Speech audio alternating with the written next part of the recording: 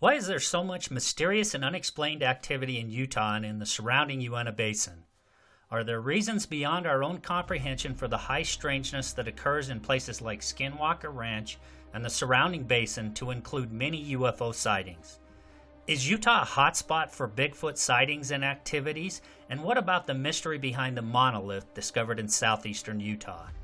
Utah also has its fair share of haunted locations in places like historic 25th Street in Ogden and other strange paranormal activity reported to occur in locations like the Mountain Meadows Massacre site, Kaysville and Mercur, Utah. Paranormal researcher, author, and podcaster Ryan Burns joins me to talk about the many of the mysterious and unexplained things that occur here in Utah. Okay, so I'm here with Ryan Burns, and Ryan and I are going to be talking about all things strange in Utah. So, Ryan, glad to have you joining me. Do you want to do a quick intro? Let everybody know kind of a little bit about yourself and how you've got involved in paranormal and the things you do.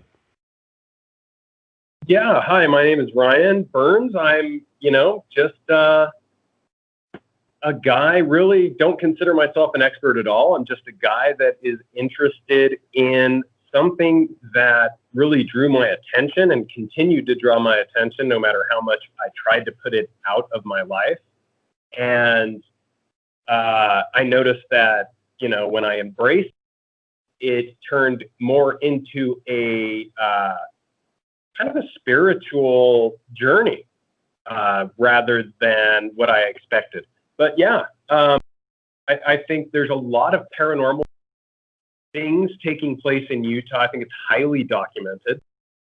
The recent Monolith is a good example. I mean, everything strange, always Utah is just a hotbed for strangeness, whether it be high strangeness or strangeness in general, coincidences.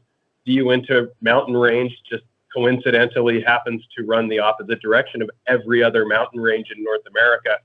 And there's other coincidences that take place in the basin. It's a place of magic where just the unexpected is expected.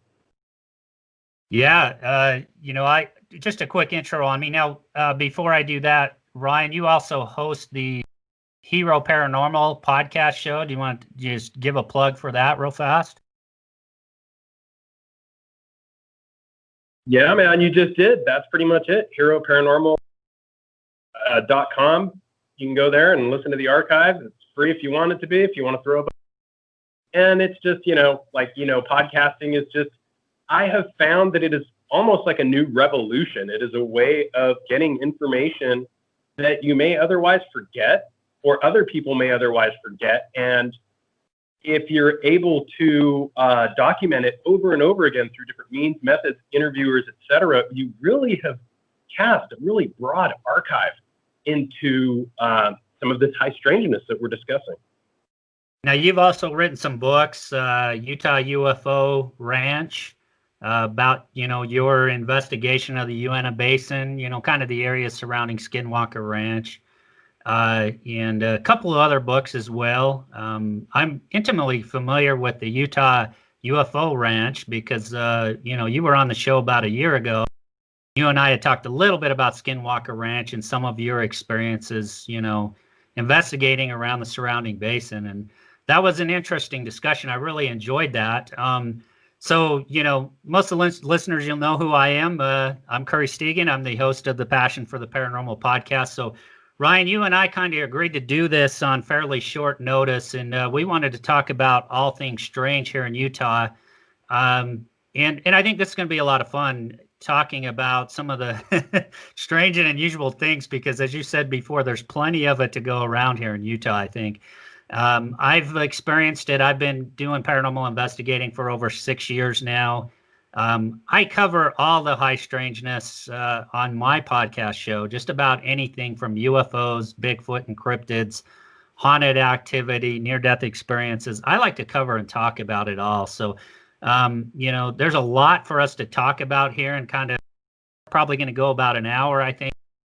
We'll see how it goes. But Ryan, we cannot talk about Utah and at least not talk about at some level the strangeness and the mystery surrounding Skinwalker Ranch. Now, we've got the new show out, Brandon Fugel's new show, The Secret of Skinwalker. I've really enjoyed the show. I've liked it a lot. Any comments you have about the new show and what you think about it? I can't comment. Well, no comments about the new show. It is, I think the area is an area of high strangeness in Utah, the Uintah Basin in general. And, it is, I think it's a place that is dear to a lot of people for a lot of different reasons. Yes, absolutely. Now you, and I think you even talk about it in your book. Frank Salisbury did I think it's the Utah UFO Display book. And he talked a lot about the UFO activity and the UFO buzz around the Uintah Basin. How much did that kind of influence you and your desire perhaps to research and investigate in the Uintah Basin? A ton. It was a series of coincidental events that kind of brought Frank and I together. And he was, in my mind, he was just, will forever be this amazing mind who was questioning the nature of reality. And, this is a dance between ourselves and something mostly unseen. And when it does reveal itself for a display of sorts, it's for a reason, and probably for a reason that's different for each observer. Still unknown, though. Yeah. And I know, again, you don't really want to comment too much about Skinwalker Ranch, and I understand there's some sensitivity with that. I'm going to talk. I want to drag an image over here and talk about this. This was actually a video capture. Well, this was captured on the show while they were doing some testing.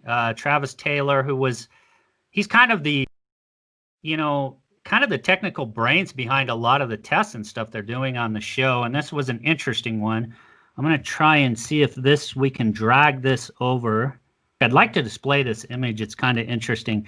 Anyway, the gist of it is they were doing some testing on the show. They were shooting some rockets up with some sensors. And I don't know if we're going to be able to get that actual image to display. And they actually had a sighting while they were doing these tests. And it was interesting because it was almost as if it was reacting while they were doing these tests. But I think it kind of speaks to, the greater UFO activity that's been witnessed around the Uintah Basin. And from your perspective, Ryan, do you think this is really one of the biggest hotspots for UFO activity? In my opinion, which, like I said, I'm not an expert. And from my, excuse me, I think that it is an area of interest. It's an area of interest, and so much so that it's important. And it is more than it appears to be, just because if observation is such a critical element to the phenomena, then it has been, at least in recent years, highly lowered in my the observation from a outside perspective. So just speaking of a totally separate issue, I think a particular property that is in the basin that was kind of a lover's lane place to go, and it used to be called the Southern Vantage Point, which looks north towards the Uintah Mountain Range and varying degrees of different mesas. And it is, I would say that it is it's now called Space Wolf Research, but it's disinformation that it's somehow a place where people go to witness the phenomenon. It is by far more of a place that has had the active observation, and which made it appealing to me, having brought up Frank Salisbury and, the observer is key, where it is observed the most may be a key element.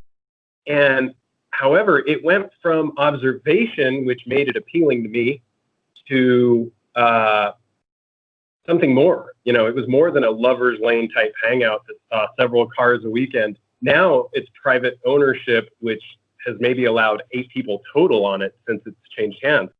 And so that's just talking about a small percentage of the basin, but I see this happening across the basin.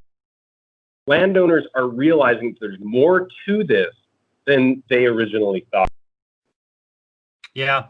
It looks like I got the image to display here, and just, kind of a cool image. This is, and I think the background there's been highlighted for effect there, but this happened actually on the one episode where they were doing some testing with rockets.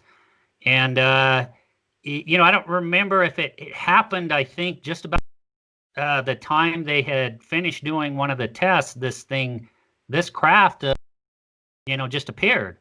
And it's kind of a disc-shaped looking craft.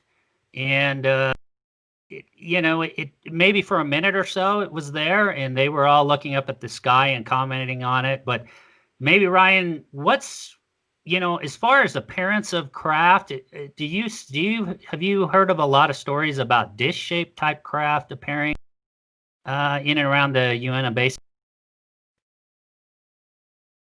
Yeah, the Uintah Basin has a rich, long history in general of UFOs in the area. And, bringing up, I can't really see the image, so I can't speak to it. And bringing up the TV show, all I can say is I like everybody in it. But the Uintah Basin in general, the Utah UFO Display really made it obvious to me that the Uintah Basin, and the more of it that can be carved out for the right, is really a spiritual retreat for some, a nightmare for others, a place where you're able to commune with things that aren't supposed to exist. And depending on your personal journey, this is definitely a place to be avoided if you're looking out for self. But if you're looking into self, it might be a place you want to head out a weekend, camp at a designated camp spot, look at the sky, whatever, give it a fair shake compared to Sedona, Arches. There's so many areas, southern Utah, which brings up the Monolith and ley lines and other things. And, the Monolith lined up, in my opinion, quite significantly with Thompson Springs and the general area of interest we're discussing.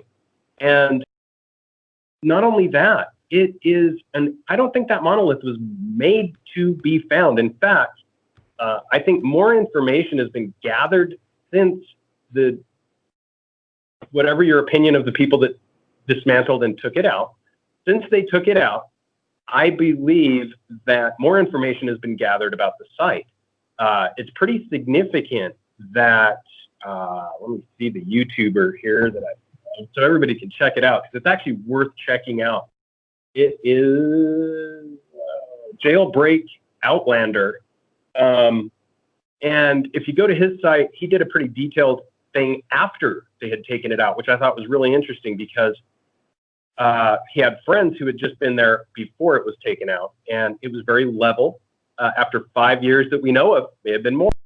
It was completely level, completely true, significantly placed in directionality, north, south, and also where there was a naturally forming waterfall, it seemed to split the water in 2 streams around the amphitheater. So quite literally, if there was a rain, you could sit there and talk with the water going around the audience and the echo going out. And this is all very occult, I know, and it seems silly, but I don't think so. With cults like Nexium, this has like Nexium written all over it, in my opinion, or something Nexium-ish. Built, used, forgotten about, found who knows how many years later. But it was maybe not. Maybe it's just an art piece, but still the significance of the placement, the person who put it in was knowledgeable of semi-quasi-occult things because of how it was put in.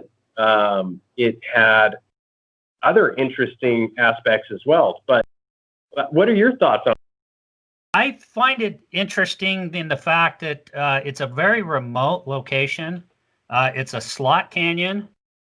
There was mention when these, and I don't know if there were BLM workers. They were out there actually counting. I don't know if it was sheep, goat. I'm not sure what the animal was that they were actually counting, and they discovered this object. But one of the things that I find interesting about it is, again, I mentioned the remote location and how they drug this thing out here. It was obviously well thought out and well placed. And people have actually done some Google Earth searches on it, and it appears that this thing was located there at least since 2015, 2016 time. Some are saying there's rivets located on it. So yeah, it very well could have been just, an artist design. There was even an artist's name specifically mentioned who had a vision of doing this. We saw one pop up in Romania. We saw one pop up in Northern California up on a mountaintop, and they've all seemed to disappear now, which is kind of strange, which kind of just plays to the mystery of all this. But it was also removed. And, there's been funny commentary. People have said this looks like the Southwest Gate sign, that sort of thing. But it's interesting about the placement and that it was there for such a long period of time before it was ever discovered. Dimensions wise, we're talking about 10 feet tall and I think about 2 feet wide. And again, there was another guy that somehow finally managed to find the location, because I don't think they broadcast the exact location. And he said there was more than one surface. In other words, like it had kind of been put together. It wasn't all one solid surface. And that's one of the things he pointed out. So I think it's probably prosaic explanations for this. Although there is some kind of interesting elements to this, and whoever did possibly do this, it was very well thought out, as you kind of already alluded to. The other odd thing, just not that it's that important, is that the acoustics, apparently if you were within a foot of this thing, your voice would echo or amplify throughout the amphitheater. And if you were more than a foot or a couple feet away from this, there was, your voice would reduce down to normal sound. So the placement again, but yeah, man, I think to myself, and I first thought obviously Westworld, because they filmed in the general area, a cult way of like bringing Westworld, overall popularity into fruition. I doubt it. I don't think Westworld's going to go to the lengths of securing those permits and not do things by the book. The other thing is, is it a possible eccentric group? Possibly. A lot of these are starting to kind of bubble to the surface with the Epstein saga. We have members in general Southeastern Utah, Arizona, and parts of Mexico that were members of multiple families, Nexium, and other organizations. And I'm not saying that it was them, but if they are there, it's usually, where you see one dog, there's a pack. And it makes me wonder, we'll never know maybe, but the reasons, definitely man-made in my opinion, but the reasons that it was there, unknown, kind of cool. And now, the fact that so many are popping up jokingly at this point almost makes me want to look at the first site more, because if you didn't, it almost seems like a distractionary joke. Some kooky quack put it out there. Let's forget about it. The Diesel brothers found history, but I think there's more to it. Yeah, it's interesting, and it kind of harkens back to 2001 Space Odyssey. A lot of people mentioned that. It certainly looks like that monolith structure they had in there. Maybe that's what's kind of captivated so many people and, drawn so many people's interest, is it really looks a lot like that monolithic structure they had on 2001 Space Odyssey. But yeah, I think there's prosaic explanations here, but again, very well thought out and planned the way it's happened. And maybe the other two sites were just copycats, as some people have said. I wanted to get back to kind of the discussion on the UFOs, UFO sightings in Utah. We've had several just over recent years. And one of them, and again, I hope I can get this image to work and display here, and I may not be able to. We'll give it a try. Oh, there we go. Okay, I think I figured it out here, Ryan.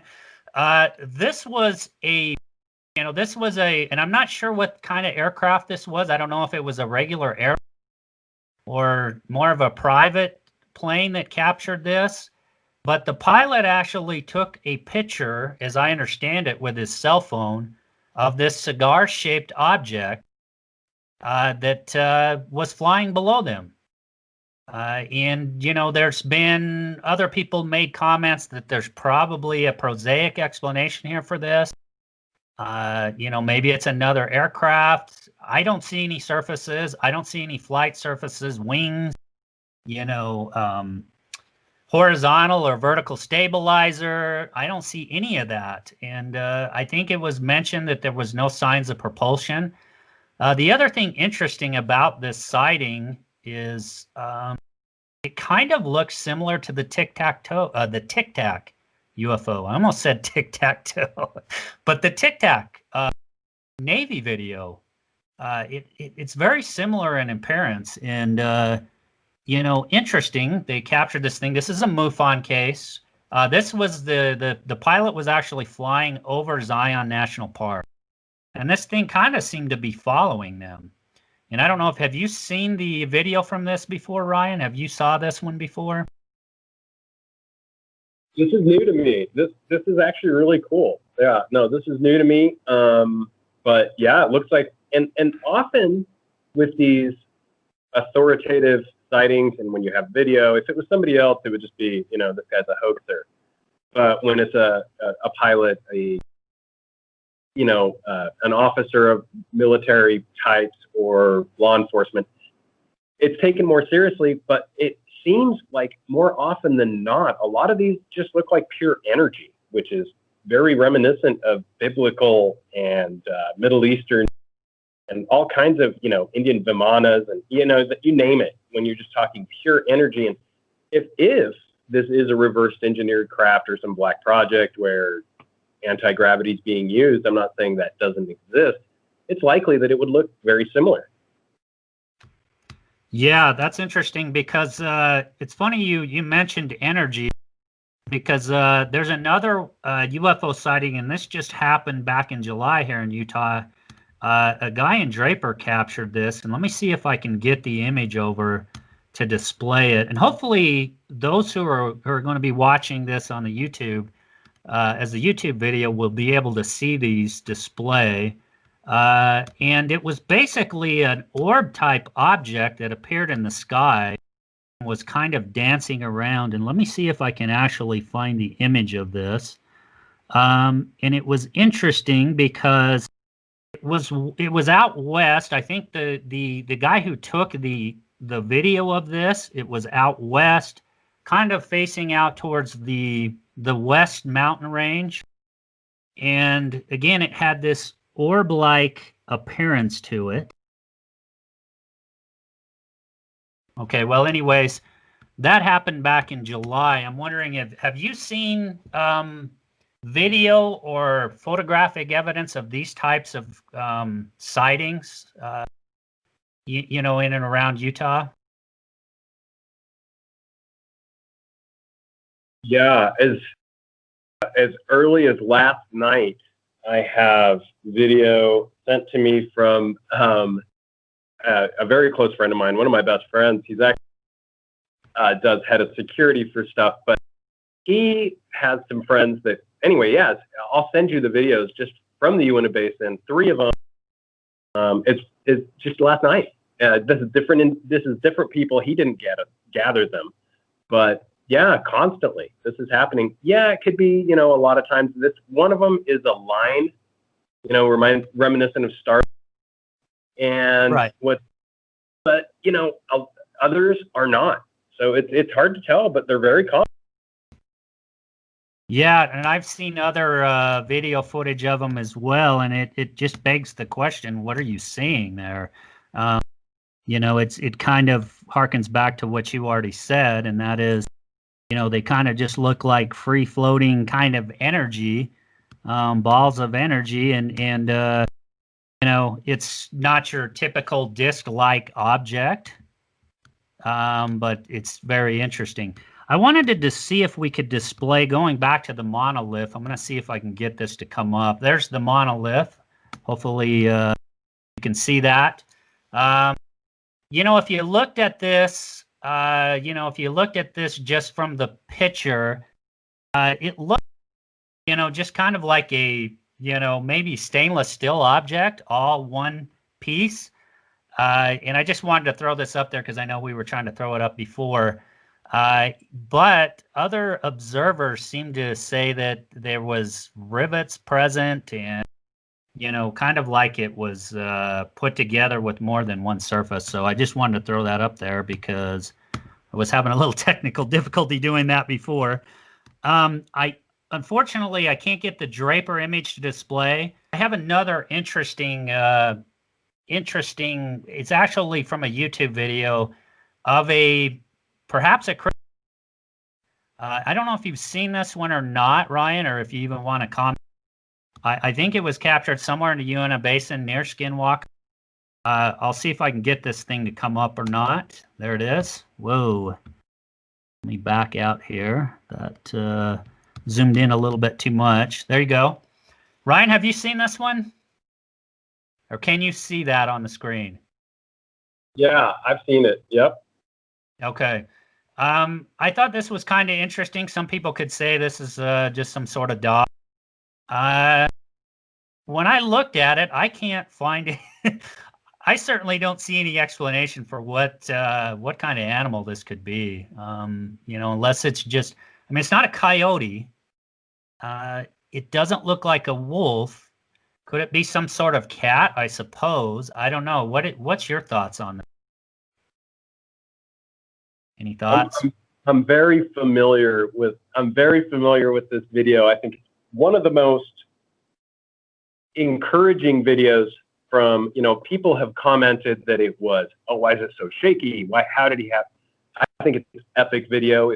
I know the person that caught it. His name is Cody to be, and he was working in a professional capacity at the time as a wildlife for the tribe officer. I'm not sure. I could be wrong on the professional capacity, but he was working professionally and looking for things of this nature. And these things are so fast, which you can tell in the video. It's either moving or it's not moving. And it's, in my opinion, I don't know Cody's personal opinion, but I would love to know it. In my personal opinion, what we have here is a feral, natural animal which has taken the place of something that used to be there.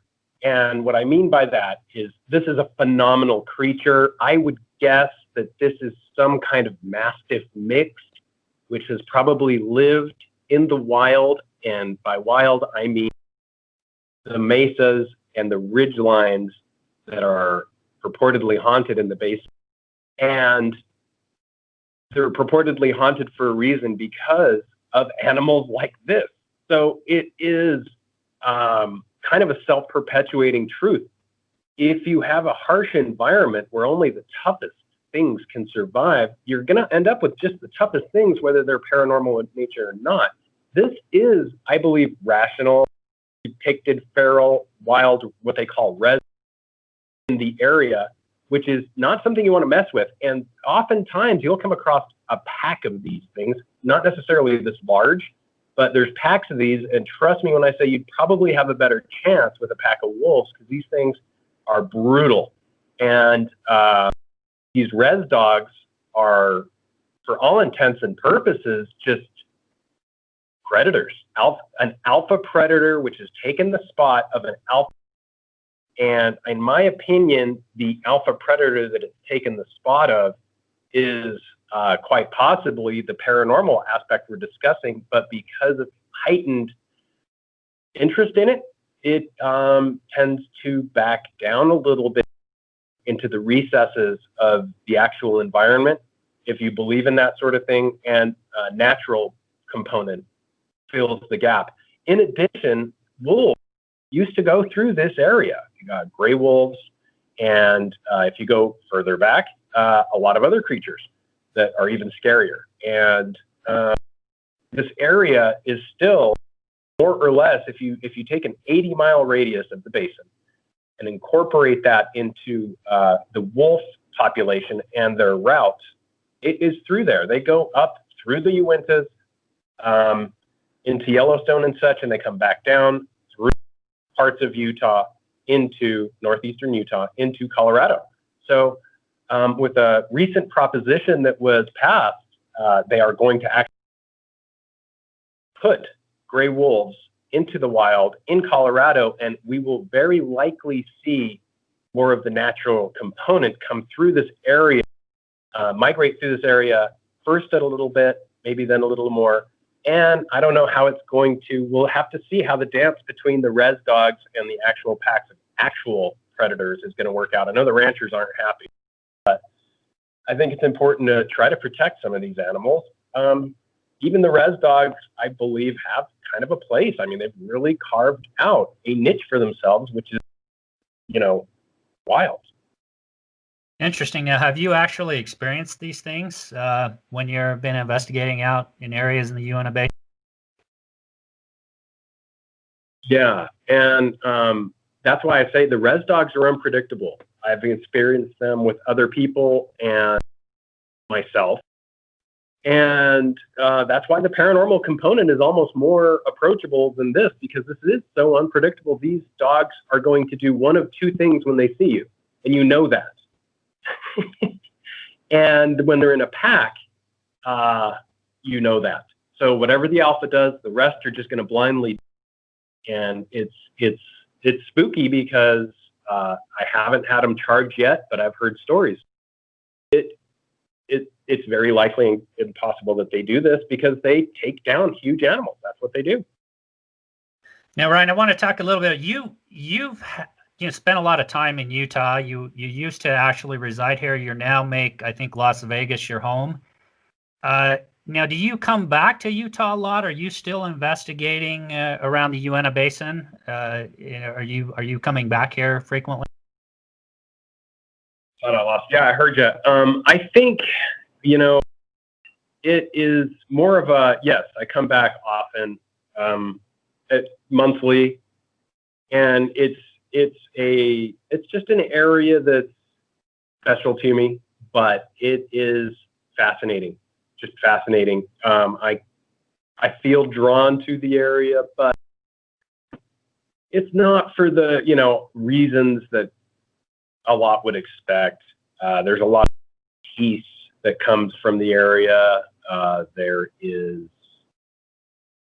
other things that come with it, a ruggedness in the landscape. It's a different kind of beauty, it's hard to explain, but yeah, it's a place I go back to often, and it holds a special place in my heart.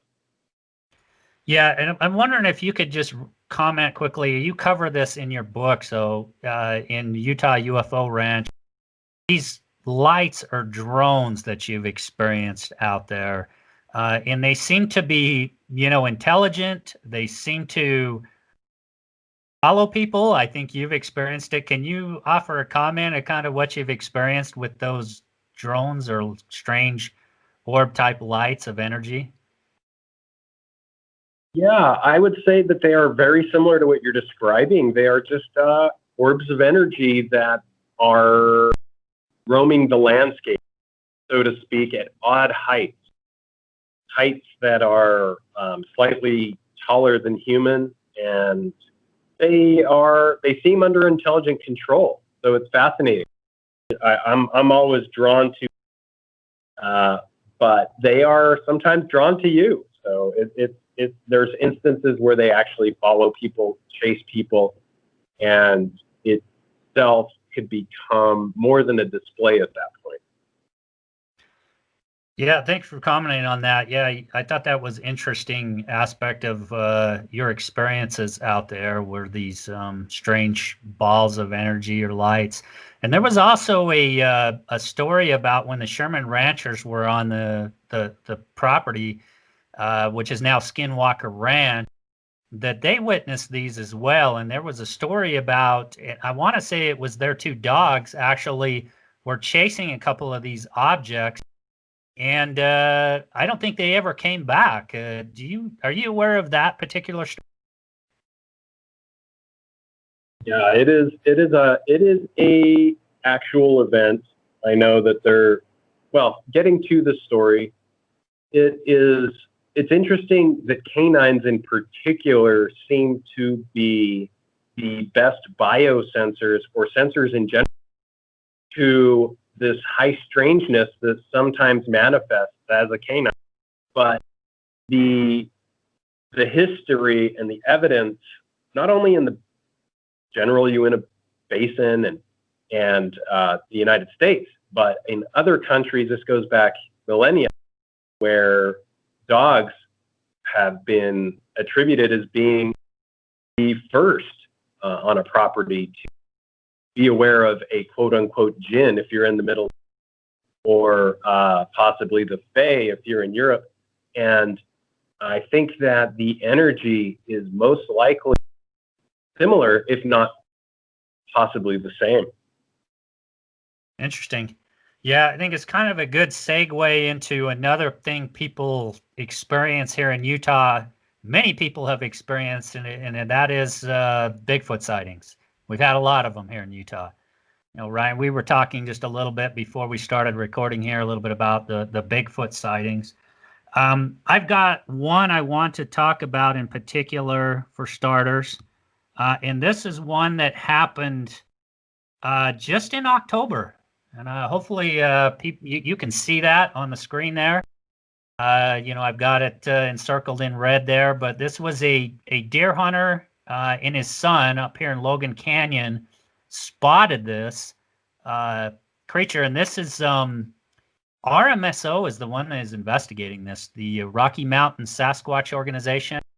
And they were about 300 yards away filming this Bigfoot, what appears to be a Bigfoot, with their cell.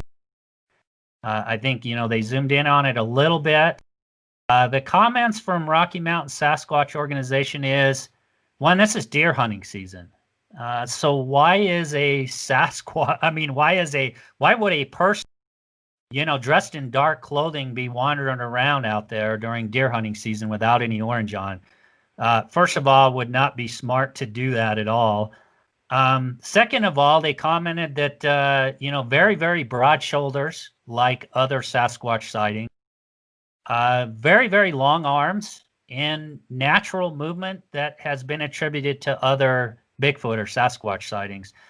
So they actually watched this thing for about 10 minutes, wandering along that trail, and then they simply left. They departed. The thing I find strange, Ryan, is I've noticed in a lot of these Bigfoot sightings, and I've got a few more here if we do happen to have time to get further into these other cases, is people will go back to where they saw these, where they've sighted these creatures, and if you will, and you go back and there's no footprints or any sign that they were there. I'm wondering what your thoughts are, or if you have any comments about that. It's hard to say. It looks like a really good video, different from the majority. And I've dealt with this group before, and they seem to be an up and up group on, honestly report everything that they see. That being said, it's unknown. I think the Sasquatch phenomenon is another, and I sound like the crazy man in the room, but in a way, I think I'm the rational voice in the room, because the Sasquatch is another thing that really should be there in our environment. These massive cities, like you see behind me, really shouldn't. But, a creature like the Sasquatch, there's historic evidence of this, or similar creatures like Gigantopithecus actually filling this niche that apparently is either being filled on a dimensional basis, according to some, or on a real level, real time basis, according to others, and maybe both. Yeah, that's interesting. So I had Ronmoorhead on the show a while back. His latest book is Quantum Bigfoot. And of course, he, along with a few other of his hunters slash maybe even researchers, were responsible for capturing back in the 70s the famous samurai. I think they refer to them as the samurai recordings, where there was, and I'm not sure if you're familiar with those, but Ron really believes that there may be a interdimensional or some sort of supernatural explanation for these sightings. And again, if you hearken back to, the Native Americans, and, some of the Native Americans actually believed there was a supernatural component to these Bigfoot sightings.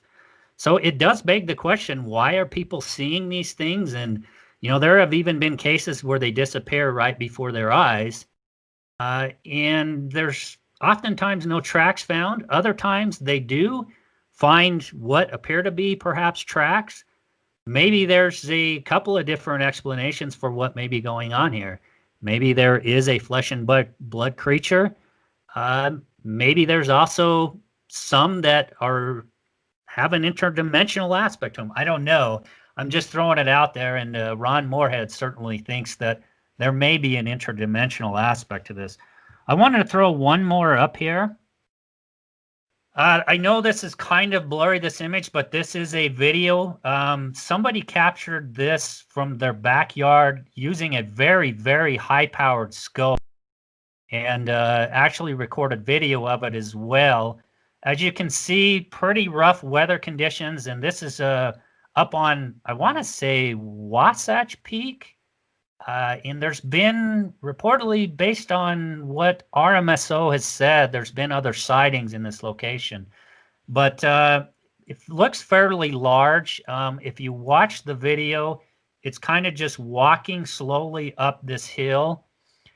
And, it's almost like blizzard conditions. So why a person would be up there, walking around up on that peak in those kind of conditions, it begs the question, why would somebody be doing that?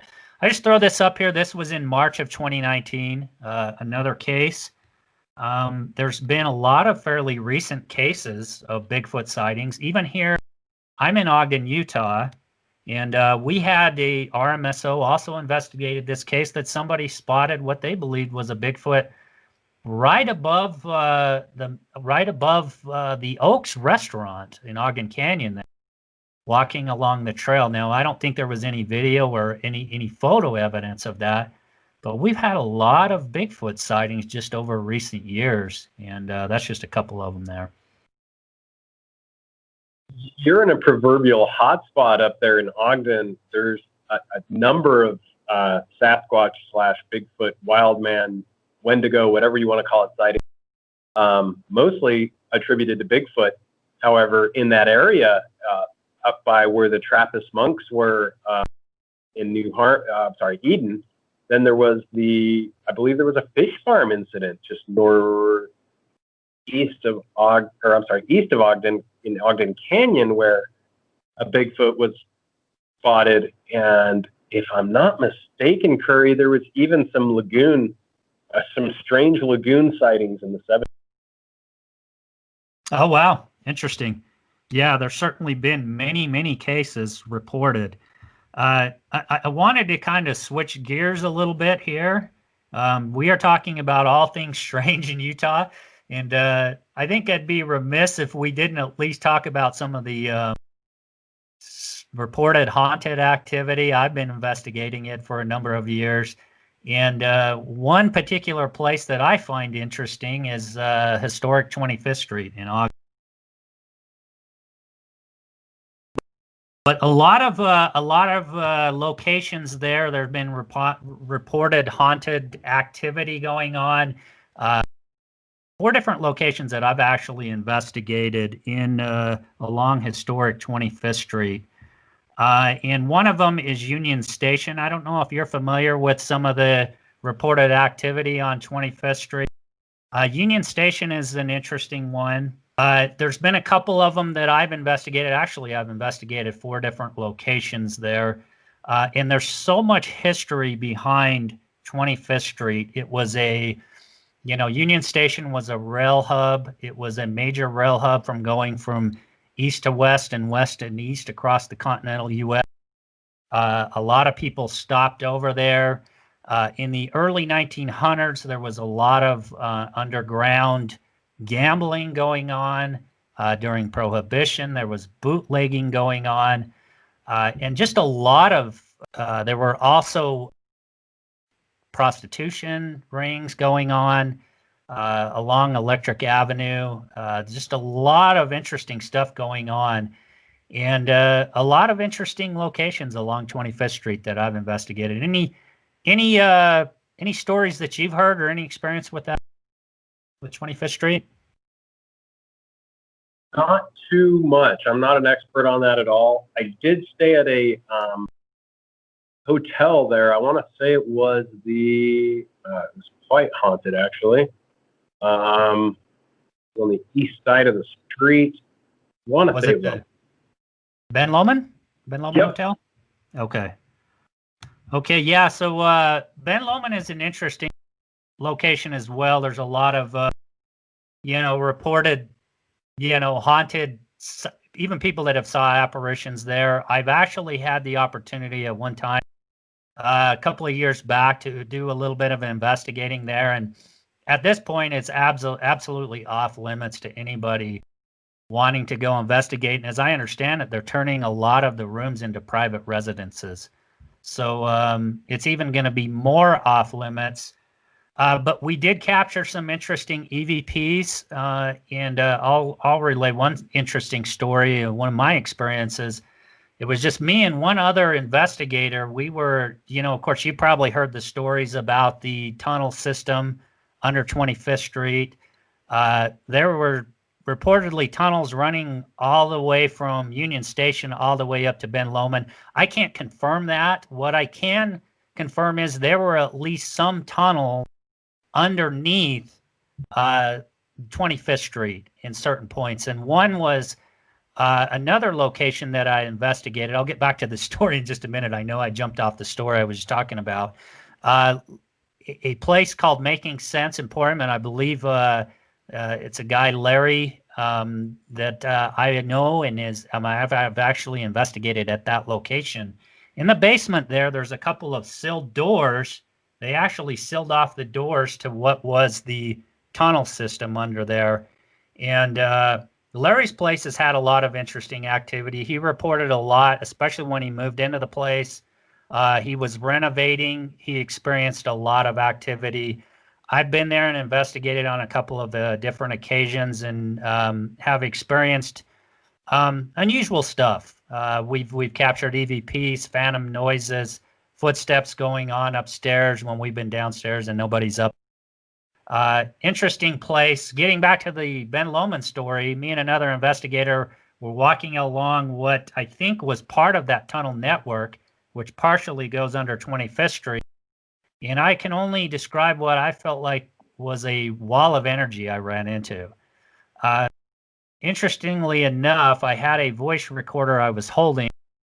And as I went back a couple of weeks later and was reviewing the audio from that incident, and it was right when I had told the other investigator I had just experienced some weird energy, I captured this male guttural voice that sounded like it was right next to the recorder, when I had that experience. So it kind of confirms or, helps to verify that I actually did experience something there. Now, the other investigator didn't feel the energy I did, but, the EVP I captured there, in concert with the experience I had there was pretty significant. I'll relay another story, and this is actually a Union Station story. We were actually doing an event there. Me and the paranormal group that I was working with were working the, and I don't remember the actual name. It was over Halloween time frame. We were actually helping run tours at Union Station, and this is back when they still allowed people to go down into the vaults. We were able to take people down into the vaults, down in the basement of Union Station. We had another person that was actually volunteered to work with our group. She wasn't part of the group, but upstairs she was taking some photos, and it's kind of like almost like a ballroom. There's a big chandelier, and it was one of the places where one of the stops when we were doing tours with people. She was taking photos up there, and actually one of the photos she captured was quite interesting. And when she came back downstairs after doing the tour, she shared the photo with me on her phone, and it was quite interesting because it looked like an actual a female wearing kind of period clothing like a dress. There was no head, just kind of an image of a neck and a torso, waist, maybe a little bit of legs, and that was it. The interesting thing is she showed me the picture, and then she showed a picture she took after it, and there was absolutely nothing there. Like just a few seconds after she took another photo, nothing was there. So I've investigated that location a couple of times as well. We've captured some interesting EVPs. There's a lot of stories behind Union Station, a lot of groups that have investigated there, and some interesting activity that's happened there. So, like I said, I'd be remiss if I didn't mention historic 25th Street and some of the things that have happened there. Another location that I wanted to talk about, and you may be familiar with this as well, Ryan, and that is of the Mountain Meadows Massacre. Now that is near St. George, Utah, southern Utah. Are you familiar with that location? I am familiar with the area and the story. It's an interesting location. I haven't seen anything there myself, but I'm open to the idea. Yeah, and I'm going to pull up an image here. I have not visited this location myself, and there was 140 people killed. And I'm not real knowledgeable about the history of what happened. This happened in, I believe, 1857. Between some Mormon settlers and some other passerby pioneers that were traveling through the area. I think it was somewhere in the neighborhood of 140 people were killed in this massacre. It's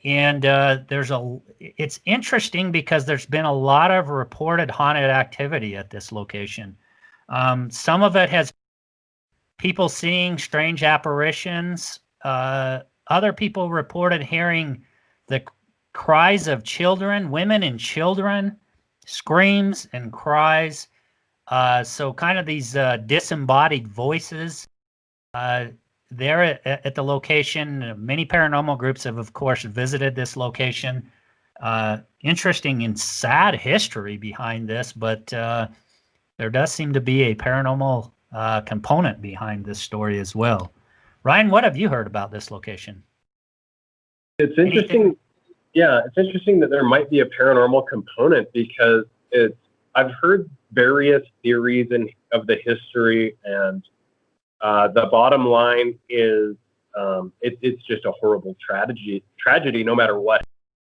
And it does bring about other reminiscent stories attributed to quote unquote skinwalkers or shapeshifters, at least in the same general time period, because you would get these reports of massive amounts of groups just decimated and massacred for lack of a better word, without any rhyme or reason, sometimes in the middle of the night. And I don't know, like, this is just an eerie sight. I don't know if it was a miscommunication, if it was a couple of groups that just ran into each other in the middle of the night and overreacted. It's so hard to tell, but there's all kinds of theories about it. And it's really something that if you haven't looked into, it's worth looking into. Yeah, it certainly is an interesting, there's interesting stories behind the location. How much of it is legend in terms of, the paranormal experiences, or, it's hard to tell. I certainly would be interested at some point visiting the location. I haven't had the opportunity to yet. Another interesting location I want to talk about real quickly, and one of the reasons why this is interesting is there's also a lot of legend behind it, and I'll throw up a picture here. This is also a very, very, very popular location in Utah, up here in northern Utah, and it's actually called Case Cross. And the reason why I bring up this location is because one, there's an interesting story behind this location. Now, this is a known polygamous family that owned the property here. The reason for the cross being erected, there's some story behind that as well. Now, there was a cult, some people call a cult practitioner. Krishna Venta was his name. And, the name of the family who owned this land right now is escaping me, but the guy who actually owned this land had a connection to Krishna Venta and some of his teaching. And he actually erected this cross, supposedly in honor of Krishna Venta, who was killed, by the way, by some of his own followers back in 1958. And, again, this location has a cult following, if you will. There's been a lot of teenagers that have went to this site, a lot of stories of haunted activity, even some supposed dark kind of activity going on there. There's other, I think, more urban legends associated with this site. This is, of course, in Kaysville, Utah. Ghost Adventures went here and actually did an episode at this location. Now, the interesting thing about this location as well is the cross was eventually destroyed in 1992. Nobody seems to know exactly why. There's speculation, if you will, about why it was destroyed. Some believe possibly it was the property owner, the guy who owns the property. I don't even know if he's still there or even alive today. May have destroyed the cross to discourage vandals or teenagers from going and doing whatever they would do at this site. There was stories of satanic rituals going on. I've got a friend, Jennifer Jones, who does the deadhistory.com website. She delves into these stories a lot, and she also helps put some truth to a lot of these urban legends, if you will, and she does a lot of them. She covers a lot of these in and around, Ogden and northern Utah as well, and this is one of them. Whether or not there was any truth to some of the paranormal activity that was going on at this location, it certainly got a lot of attention, especially after ghost hunters had visited there. In fact, they did an episode, I think just 2 or 3 years ago there. And one of the comments that Aaron made during the episode is, "What's going on with Utah? What the heck is going on with Utah?" He tells Zach, there's just strange stuff going on in Utah. So kind of funny. It's an interesting location just based on kind of the history there and some of the purported activity that's happened there. I've never visited it myself. It's private property. You can't go there. They actually do a haunted event now over Halloween there, I think. So I don't know if you've heard anything about this location, Ryan, but kind of some interesting history and stories behind it. Yeah, I heard a little bit about it. I did. I have not been to the location, but I did hear a little bit about it and some of the events and things of that nature from, I think, some of the people that were doing them. But it does look interesting. definitely is I mean, it's a shame that the cross is no longer there, but I'm just a sucker for that. Yeah, and again, the story behind it is it's still kind of a mystery. Nobody knows exactly who destroyed it. But again, there's speculation that it was the owners of the property who eventually destroyed it because they got tired of teenagers coming in at night. Now, whether or not that's discouraged teenagers from visiting the site or not, I don't know. That's one of the speculations. I wanted to talk about one other location that I found to be interesting. And you, Ryan, you may have heard of this location, and that is Mercur, Utah. Yeah, it is a location that's a little bit southeast of Tooele. And the reason why I want to talk about this location, I've actually been there on several occasions. Mercur, Utah was an old late 1800s. It was a famous mining town. At one point, it had, I think, anywhere from about 4,000 to 5,000 people that lived in the town in the late 1800s. And there was a lot of silver mining and gold mining, I think, going on at the time. Eventually, the town was just vacated, more or less. I mean, it just eventually became a ghost town. And, the town stood for many, many years, going all the way, I think, up until the 80s or early 90s. I don't know this exact time frame. And then a mining company came in and actually leveled the town. And I think it was the Barrick Gold Mining. What's left, the only thing left of this mining town is an old cemetery that stands up on a hill down from the old mining town, and that's the old Mercur Cemetery. The interesting thing is, as an investigator, I don't typically go out to investigate any sorts of cemeteries, anything like this, but this particular location has kind of it just kind of drew me in. I had heard about it. I'd heard about people that had visited the location and about some strange going-ons there. I'll see if I can get a picture to display here. There we go. It's really interesting because, one, it's a very, very old cemetery. I think the last year that anybody was laid to rest at this location was 1915. A lot of the miners who were living in the town of Mercur were laid to rest here. As you can see, there's wooden slats. Hopefully, viewers will be able to see this image here. There's wooden slats marking a lot of the grave sites. Some of the grave sites are simply rock piles. That's all that there is. There's a couple of things that drew me in about this location. One, it's in a beautiful site. It's up on a hill. You're overlooking the entire valley. You can see the south side of Tooele Army Depot. You can see the Western Mountain Range out beyond it. You can catch some beautiful sunsets, but there's also been some interesting things I've experienced there.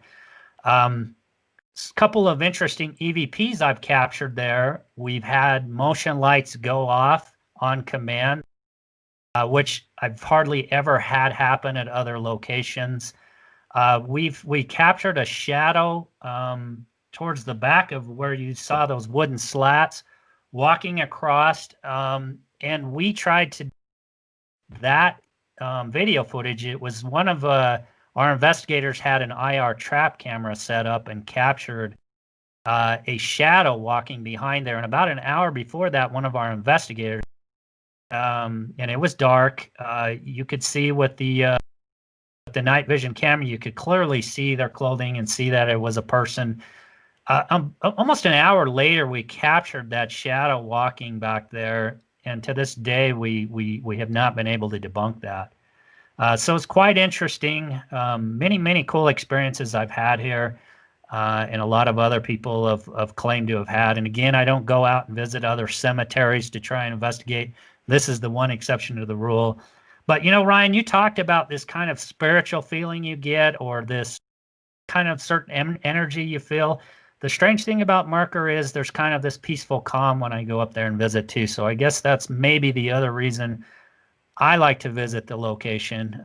It's been a while, maybe a year or so since I've visited there, but I've always enjoyed visiting there and had some interesting things happen. So I thought it'd be a cool place to mention.